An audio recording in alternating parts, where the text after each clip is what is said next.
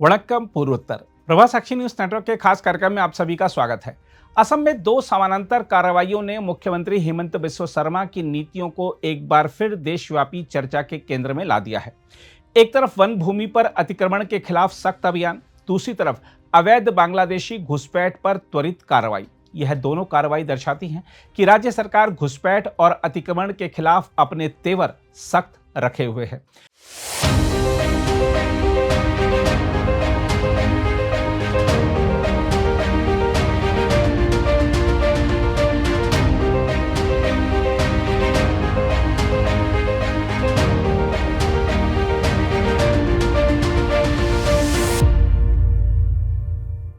इस बारे में खुद मुख्यमंत्री हेमंत बिस्वा शर्मा ने बताया है कि श्रीभूमि जिले में व्यापक अतिक्रमण हटाओ अभियान चलाकर 880 हेक्टेयर वन भूमि को कब्जे से मुक्त कराया गया है।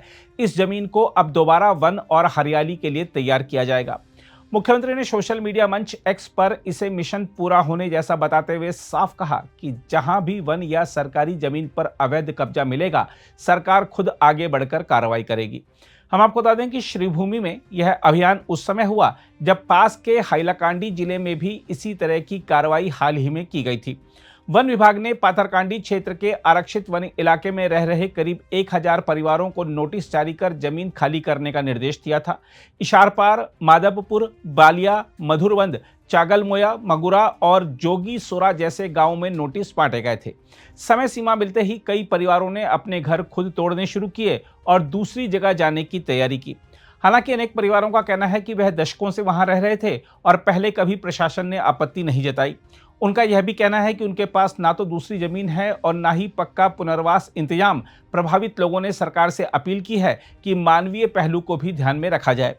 इसके साथ ही असम सरकार ने अवैध घुसपैठ के मुद्दे पर भी सख्त रुख दिखाया है। मुख्यमंत्री ने बताया है कि तड़के अभियान चलाकर 16 अवैध बांग्लादेशी नागरिकों की पहचान कर उन्हें सीमा पार वापस भेजा गया। इससे करीब एक सप्ताह पहले 15 और लोगों को वापस भेजा गया था। मुख्यमंत्री ने दो टूक कहा कि असम के लिए इंतजार करना विकल्प नहीं, निर्णायक कदम ही रास्ता है। उनके अनुसार राज्य ने जीरो टॉलरेंस नीति अपनाई है और मातृभूमि की रक्षा के लिए त्वरित कार्रवाई जरूरी है। असम में सीमा इलाकों में निगरानी बढ़ाई गई है और सुरक्षा एजेंसियां तथा पुलिस मिलकर काम कर रही हैं।